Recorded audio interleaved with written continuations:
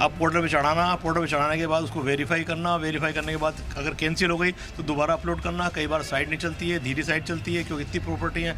रात भर से साइट नहीं चल रही थी, अभी सुबह चली है।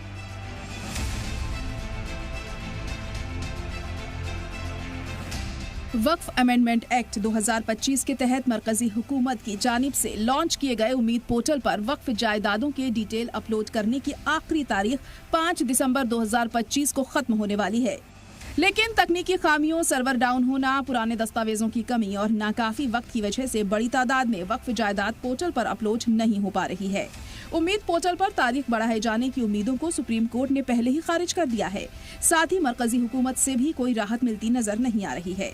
गवर्नमेंट ऑफ इंडिया ने वक्फ प्रॉपर्टियों को उम्मीद पोर्टल पे रजिस्टर कराने का एक ज़रिया बना दिया कि सारी प्रॉपर्टी रजिस्टर हो जाएं। इससे फ़ायदा तो ये होगा कि मुसलमानों की वक्फ की जो जायदाद हैं वो जिनके पास कागजात नहीं मिल रहे थे, नहीं मिले, उन्होंने कागजात तलाश करके कागज़ निकलवा के और उसको पोर्टल पे रजिस्टर करवाना शुरू कर दिया है और इंशाल्लाह सारी करा देंगे ज़्यादातर। तो इससे ये होगा कि हमारे जो महफूज हो जाएंगी सारी प्रॉपर्टी।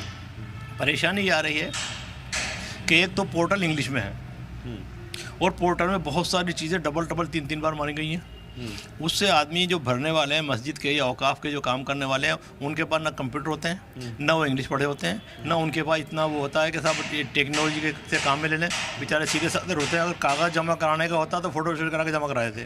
अब पोर्टल पे चढ़ाना, पोर्टल पे चढ़ाने के बाद उसको वेरीफाई करना, वेरीफाई करने के बाद अगर कैंसिल हो गई तो दोबारा अपलोड करना। कई बार साइट नहीं चलती है, धीरे साइट चलती है क्योंकि इतनी प्रॉपर्टी है। रात भर से साइट नहीं चल रही थी, अभी सुबह चली है। अब आदमी कब तक बैठा रहेगा? बुजुर्ग आदमी होते हैं या काम वाले आदमी होते हैं। वक्फ अमेंडमेंट एक्ट 2025 की तजवीज़ के तहत सभी रजिस्टर्ड वक्फ जायदादें, जिनमें वक्फ बाय यूजर भी शामिल है, को लाजमी तौर पर सेंट्रल वक्फ पोर्टल उम्मीद यानी unified Waqf management, empowerment, efficiency and development portal पर अपलोड करना है। एक्ट 8 अप्रैल 2025 को नाफिज हुआ था, जिसके 6 महीने बाद यानी 5 दिसंबर तक ये प्रोसेस पूरा होना था, लेकिन हकीकत कुछ और है। उम्मीद पोर्टल 6 जून 2025 को लॉन्च हुआ और नियम 3 जुलाई को नोटिफाई किया गया। इसके मुताबिक अगर देखा जाए तो सही से पोर्टल पर जायदादों की अपलोडिंग का काम सितंबर महीने से शुरू हो सका, यानी इसके मुताबिक महज 3 महीने। रिपोर्ट के मुताबिक यूपी में अब तक करीब 50 से 60 हजार जायदादों को ही अपलोड किया गया है। पोर्टल में आ रही दिक्कतों की वजह से काम मुतासिर हो रहा है। बचे एक दिन में करीब 1.25 लाख जायदादों को अपलोड करना नामुमकिन लग रहा है, जबकि यूपी में कुल 7,800 के करीब वक्फ जायदाद शिया वक्फ बोर्ड में रजिस्टर हैं। जराये के मुताबिक इसमें से अब तक करीब सिर्फ 4,000 जायदादें ही उम्मीद पोर्टल पर अपलोड हो सकी हैं। दिल्ली वक्फ बोर्ड के CEO अजीमुल हक बताते हैं कि वक्त कम होने की वजह से अब सर्वर काफी स्लो काम कर रहा है। ये जब एक्ट आया उसके बाद से ये पोर्टल बना। पोर्टल में शुरू से ही काफ़ी कमियां होती हैं। जैसे नया बनता है कोई भी पोर्टल तो उसमें बड़ी सारी इनकन्सिस्टेंसीज होती हैं। हम लोगों ने पॉइंट आउट किया, एक व्हाट्सएप ग्रुप बना हुआ है, उस पर सारे स्टेट से लोग पॉइंट आउट कर रहे हैं और गवर्नमेंट धीरे धीरे उसको मॉडिफाई कर रही है। तो ये इनिशियल टीथिंग ट्रबल्स थे, पर अब काफ़ी हद तक तो वो ठीक हो गया था। लेकिन अभी कुछ दिनों से ये हो रहा है, चूँकि सारे लोग एक साथ कर रहे हैं तो काम नहीं कर रहा है। जैसे कल से हम लोग ट्राई कर रहे हैं, बड़ी मुश्किल से 1-2 प्रॉपर्टीज़ को डेटा एंट्री करते हैं। दिल्ली में ये है कि मोस्ट ऑफ द प्रॉपर्टीज़ हमारी 70s में नोटिफाई हुई थी गैजेट में, और कुछ उनका नेचर ऐसा है कि उस सब में मुतवल्लिज हैं नहीं, तो उनके लिए हम लोगों ने स्पेशल परमिशन लिया कि वक्फ बोर्ड ही उसका मेकर बनेगा। तो as maker Delhi Waqf board के स्टाफ उस पर डेटा एंट्री कर रहे हैं। कुछ डेटा हमारे पास नहीं थे, एग्जैक्ट एरियाज़ और बाकी चीज़, पर जैसे तैसे करके हम लोगों ने उसमें काफ़ी हद तक ऑलरेडी डेटा हमने एंटर कर दिया एज मेकर।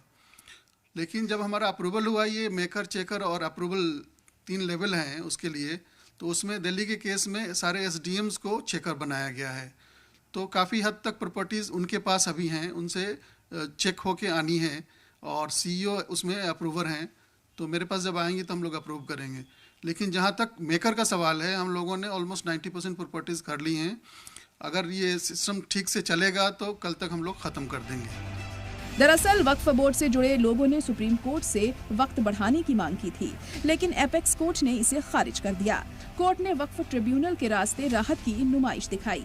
1 दिसंबर को जस्टिस दीपांकर दत्ता और जस्टिस ऑगस्टीन जॉर्ज मसीह की बेंच ने सुनवाई की थी। All India Muslim personal law board समेत कई अर्जी गुजारों ने वक्त बढ़ाने की मांग रखी थी, जो नहीं मिल सका। कांग्रेस के राज्यसभा एमपी अमर सिंह हुकूमत पर हर चीज थोपने का इल्जाम लगा रहे हैं, तो वहीं समाजवादी पार्टी के लोकसभा एमपी मौलाना मुहिबुल्लाह नदवी ने लोकसभा में बताया कि 6 महीने में महज 30% जायदाद ही अपलोड की जा चुकी है। 70% वक्फ जायदादों का रजिस्ट्रेशन अभी बाकी है। मुहिबुल्लाह नदवी ने हुकूमत पर इल्जाम लगाया कि अपने ही मुल्क में हमारी जिंदगी तंग कर दी गई है। ये समाज से और उनकी एसोसिएशन से बात करके डेट्स बनाने चाहिए। ये सरकार की दिक्कत क्या है कि हर चीज इम्पोज करते हैं और इनकी मंशा तो वक्फ लॉ में बहुत क्लियर है कि ये वो वक्फ प्रॉपर्टीज को हथियाना चाहती है ये केंद्र सरकार। तो इसलिए उनको वक्त देना चाहिए, उनकी एसोसिएशन से, उनके रिप्रेजेंटेटिव से बात करके जो रीजनेबल टाइम उनको वो मांगते हैं वो देना चाहिए। वक्फ अमेंडमेंट बिल जेपीसी कमेटी बनाई थी, जिसमें हमारी पार्टी ने पहले ही कहा था कि सरकार की नीयत और नीति दोनों ही सही नहीं है। 6 महीने का टाइम मिला, उम्मीद पोर्टल पे 30% ओनली वक्फ जायदादों का, मदरसों का, मस्जिदों, कब्रिस्तानों का रजिस्ट्रेशन हुआ है। उस पर भी सर्वर डाउन चल रहा है और वो डेट खत्म हो गई है। 70% वक्फ जायदादों का रजिस्ट्रेशन नहीं हुआ है। ऐसा लगता है कि आर्टिकल 25 और 26 को खत्म कर दिया गया है और मुसलमानों की जिंदगी हमारे प्यारे वतन में ही तंग कर दी गई है। पोर्टल पर तकनीकी खराबी और वक्त बढ़ाने की मांग को लेकर लोकसभा एमपी इकरा हसन ने माइनॉरिटी वजीर किरण रिजिजू से मुलाकात की, तो संभल से सांसद जियाउर रहमान बर्क ने भी वक्त बढ़ाने की मांग की, लेकिन फिलहाल उम्मीद पर कोई उम्मीद नजर नहीं आ रही है। ब्यूरो इनपुट के साथ दिल्ली से नदीम अहमद की रिपोर्ट।